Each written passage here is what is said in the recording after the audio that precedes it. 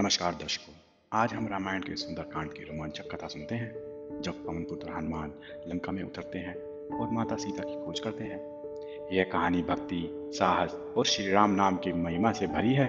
चलिए शुरू करते हैं। समुद्र पार करने के बाद हनुमान जी लंका के मुख्य द्वार पर उतरते हैं। लंका सोने की नगरी है, चारों ओर ऊंचे ऊंचे महल, विशाल राक्षसी सेना। लेकिन हनुमान जी अपना आकार छोटा कर लेते हैं, बिल्ली जितने, और चुपके से शहर में प्रवेश करते हैं। वे सोचते हैं मुझे माता सीता को खोजना है, लेकिन सावधानी बरतनी होगी। हनुमान जी शहर की गलियों में घूमते हैं। वे रावण के महल में जाते हैं, जहाँ सोने चांदी की सजावट, नाच गान, मदिरा की महफिलें चल रही हैं। वे रावण की पत्नी मंदोदरी को देखते हैं, जो सो रही है। एक पल को वे सोचते हैं कि क्या ये माता सीता हैं, लेकिन नहीं। मंदोदरी की विलासिता देखकर वे समझ जाते हैं कि सीता माँ इतनी दुखी होंगी। हनुमान जी आगे बढ़ते हैं। हनुमान जी पूरे शहर की खोज करते हैं, लेकिन माता सीता का पता नहीं चलता। तभी रात के सन्नाटे में उन्हें वेद मंत्रों की ध्वनि सुनाई देती है। श्री राम, श्री राम।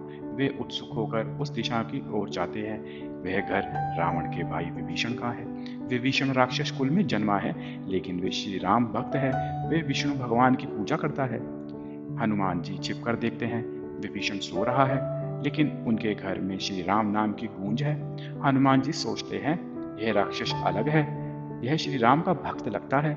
शायद भविष्य में यह हमारी मदद करेगा। लेकिन अभी वे माता सीता की खोज जारी रखते हैं और आगे बढ़ जाते हैं। वे विभीषण से बात नहीं करते, बस चुपचाप वहां से निकल जाते हैं। हनुमान जी शहर से बाहर एक सुंदर बाग में पहुंचते हैं। अशोक वाटिका, चारों ओर फूल, पेड़ पौधे, लेकिन बीच में एक पेड़ के नीचे माता सीता बैठी हैं। वे दुखी हैं, बाल बिखरे, आंखों में आंसू। उनके चारों ओर भयानक राक्षसियां घेरी हुई हैं, विराल चेहरे, लंबे नाखून। रावण ने उन्हें माता सीता की रखवाली पर लगाया है। हनुमान जी एक पेड़ की डाल पर छिप जाते हैं और सब देखते हैं। वे सोचते हैं ये वही हैं, जनक नंदनी माता सीता। लेकिन वे खुद को प्रकट नहीं करते, बल्कि चुपके से सुनते हैं। एक राक्षसी बोलती है क्रोध से, अरे सीते, कब तक ये हट करेगी? राजा रावण से विवाह कर लो, वरना हम तुम्हें खा जाएंगी। दूसरी राक्षसी बोलती है, हाँ, तुम्हारी यह श्री राम भक्ति व्यर्थ है। रावण जैसे शक्तिशाली राजा मिले हैं, स्वीकार कर लो, नहीं तो तलवार से काट डालेंगे। माता सीता, तुम सब व्यर्थ धमका रही हो। मैं श्री राम की पत्नी हूँ और केवल उनकी रहूंगी। रावण का अंत निकट है। श्री राम आएंगे और लंका का नाश करेंगे। राक्षसी सीता को तरह तरह से डराती हैं, लेकिन माता सीता अड़िग रहती हैं। हनुमान जी यह सब सुनते हैं। तभी एक राक्षसनी त्रिजटा, जो बुद्धिमान है, बोलती है, उसने एक स्वप्न देखा है। सुनो बहनों, मैंने स्वप्न में देखा, रावण नग्न होकर गधे पर सवार है, दक्षिण दिशा की ओर जा रहा है।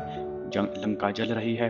वह श्री राम सफेद वस्त्रों में माता सीता के साथ हंसते हुए आ रहे हैं। बंदरों की सेना लंका को नष्ट कर रही है। वह स्वप्न सत्य होगा, रावण का अंत आएगा। तुम सीता को मत सताओ, वरना हम सब मारे जाएंगे। क्या यह स्वप्न सत्य है? द्विजटा, हाँ, श्री राम भगवान हैं। रावण ने गलती की है, सीता को सम्मान दो। यह सुनकर अन्य राक्षसियां डर जाती हैं और चुप हो जाती हैं। सीता माँ को थोड़ी राहत मिलती है, लेकिन वे अभी भी दुखी हैं। हनुमान जी सोचते हैं अब समय आ गया है खुद को प्रकट करने का। हनुमान जी पेड़ से श्री राम की अंगूठी गिराते हैं। माता सीता चौंक जाती हैं। यह अंगूठी, यह तो श्री राम की है। कौन है यहाँ? माता, मैं श्री राम का दूत हूँ। हनुमान, प्रभु श्री राम सकुशल हैं। उन्होंने मुझे आपको ढूंढने भेजा है, वे जल्द आएंगे। हनुमान, श्री राम को मेरा प्रणाम कहना। यह चूड़ामणि लो। माता, मैं लंका जला दूं, रावण को सजा दूं? नहीं, श्री राम खुद आएंगे, तुम जाओ और सेना लेकर आओ। हनुमान जी माता सीता से विदा लेते हैं, लेकिन जाते जाते वे अशोक वाटिका को नष्ट करते हैं, राक्षसों से लड़ते हैं और लंका में आग लगाते हैं। यह दिखाने के लिए श्री राम की शक्ति क्या है। इस प्रकार हनुमान जी सीता का पता लगाते हैं, वापस लौटते हैं।